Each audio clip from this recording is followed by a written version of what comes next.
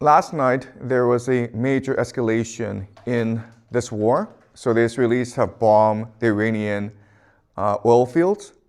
And in response, the Iranians now are attacking the energy infrastructure of the GCC.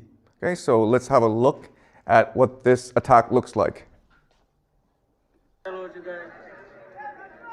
This is Qatar.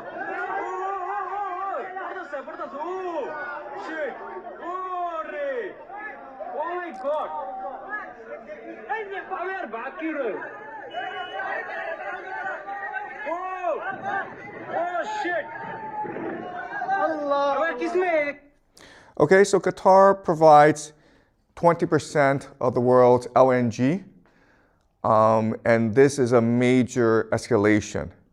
And again, as I pointed out last class, the entire strategy of Iran is to destroy the global economy, okay? And this is how it will do so. It also attacked Tel Aviv in response for the assassination of their de facto leader, Ali Larijani, okay? So this is what the attack looks like.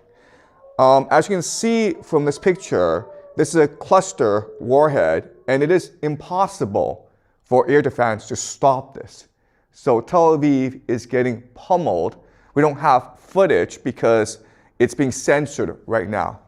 And you would think that the Israelis would want this war to end as soon as possible because Tel Aviv and other cities are getting destroyed in this war. And again, there's really no way for the Israelis to defend themselves against Iranian ballistic missiles. But unfortunately, there are many Israelis who are very happy about all this destruction. All right? And so this is one of the more influential rabbis in Jerusalem.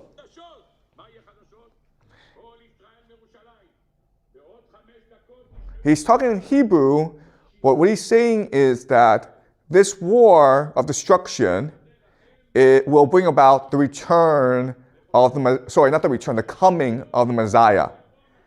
And it will happen on Thursday, which is today. Okay? So they are not at all saddened by what is happening.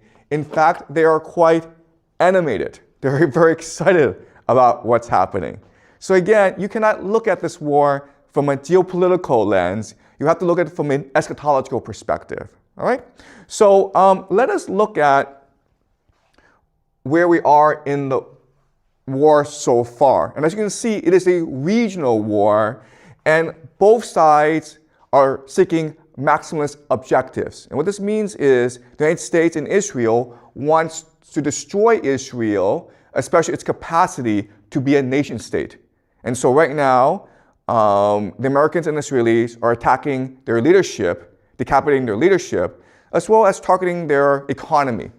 And later on, as this war progresses and escalates, they will start to target civilian critical infrastructure, including water. Okay? And it's already happening. They also want to have a divide and rule strategy where they want to provoke ethnic conflict in Iran and divide Iran up into ethnic enclaves. And this is what we call balkanization. The Iranians, on the other hand, want to destroy the entire global economy. And you do that by attacking the energy infrastructure of the GCC. Because again, the entire basis of the global economy is cheap energy. Okay? So as this war progresses, you will notice certain things. Right? So eventually, the Americans will have no choice but to launch a ground invasion. And one possible attack vector is here, which is Karg Island. This is where Iran stores about 9% of its oil for export.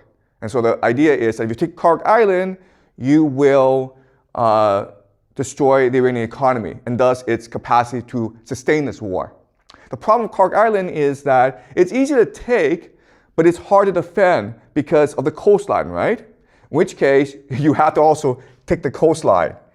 But then you deal with the Zagros Mountains, and so you have to expand outwards. Okay, so this is what we call mission creep, where you cannot justify the war. So what you do is you put in some soldiers, and then the mission creep becomes just justification for the war. Okay, so that's one thing to spot as you read the news. Karg Island will be a flashpoint. Another flashpoint will be Saudi Arabia, because right now the Iranians are attacking Saudi Arabia. Now, what Saudi Arabia can do is declare war on Iran. And this is important because Saudi Arabia has a mutual defense pact with Pakistan, so that if any are attacked, the other is obligated to come to each other's defense. Okay? This is important because, as you can see, Pakistan opens up the Eastern Front. Okay? So it's possible the Americans can attack from the east. The other thing that's important is that Pakistan has nuclear weapons. And it is possible nuclear weapons are used. I strongly believe tactical nuclear weapons will not be used, okay? But once Pakistan is in the war, nuclear warheads are now at play, okay? Another thing to watch is how this war expands elsewhere, okay? Because when the time is appropriate, what will happen is that the Iranians will activate their proxies, the Houthis, and they will close off another critical choke point. Okay, so now what's going to happen is that there'll be two critical maritime choke points that are closed off, thus isolating the GCC and thus cutting off the world's access to cheap energy. And when they do that, we can expect global retaliation and other forces will have to come in to secure cheap energy. Okay, it is possible the South Koreans, the Japanese are forced into this war because they are so dependent on GCC energy. All right. So these are things that we will look for in the next few weeks. Something else that is creating attention online is people are speculating that Benjamin Netanyahu is dead. And the reason why is that he's not been seen in a public setting for many days. There have been cabinet meetings, and Netanyahu usually chairs them, and he's not there, okay? The other thing is that there are fake AI videos of him giving speeches, and it's pretty blatant these are fake.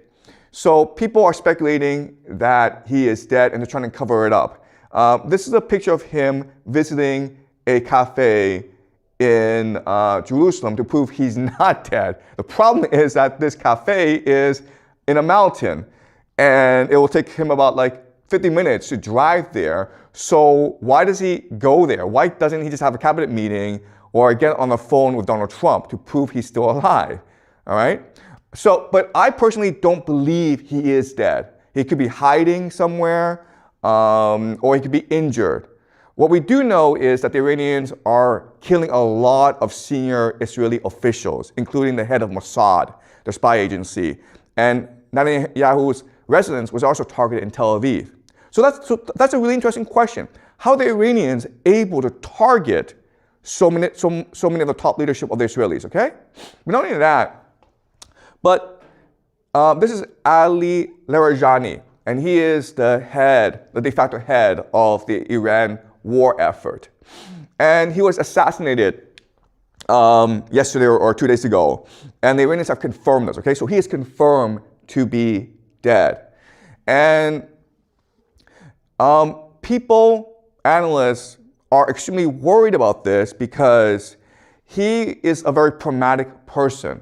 And so you can negotiate with him, right? So once this war reaches a certain point where both sides are exhausted, then it is possible to approach him and say, you know what, let's just negotiate a ceasefire. And he'd be willing to because he's very experienced. He's also very influential, so he's able to bring together the different factions of the Iranian government and negotiate a ceasefire. With him dead, it is now almost impossible to foresee a ceasefire. Okay? So let's discuss why you really don't want to do this sort of stuff. You don't really want to kill other nations' leaders, okay? And so let's just use an analogy. Let's imagine in the streets there are two gangs at war with each other, okay? Gang A and Gang B. Okay, Gang A, Gang B. And if you look at gangs, they are structured as hierarchies, okay? But there's a lot of autonomy among the different sections, okay? And what holds the gangs together, of course, is the leader. So when these two gangs go to war, what they try to avoid is killing each other's leader.